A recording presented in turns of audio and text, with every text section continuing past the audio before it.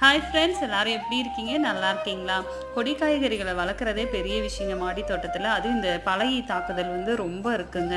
புடலங்காய், சொரக்காய், பீர்க்கங்காய் எல்லாத்தையுமே இந்த மாதிரி உட்காந்து ஓட்ட போட்டுருங்க, அது அழுகிடும். லாஸ்ட் டைம் 4 காய் இருந்ததுங்க, எல்லாமே இந்த மாதிரி அழுகி சறுக்காயிடுச்சு. அதனால் இந்த வாட்டி பிளாஸ்டிக் கவர் போட்டு கட்டி வச்சுருக்கேன். இருந்தாலுமே நம்ம ஒவ்வொரு வாட்டியும் பண்ணுறதா, இந்த வாட்டி மறந்துட்டேன். கருவாட்டு பொரி வைப்போம் இல்லையா, ஒரு வாட்டர் பாட்டில், வேஸ்ட் வாட்டர் பாட்டிலில் இந்த மாதிரி ஹோல்ஸ் போட்டுட்டு அந்த ஹோல்ஸுக்கு கீழே தண்ணி ஃபில் பண்ணிட்டு உள்ளே கருவாடு போட்டு வச்சுருவோங்க. நம்ம எப்பயுமே பண்ணுறது தான் இது. இந்த வாட்டி நான் பண்ண மறந்துட்டேன், அதனால் எல்லா பிஞ்சுகளையும் பழகி தாக்கிடுச்சுங்க.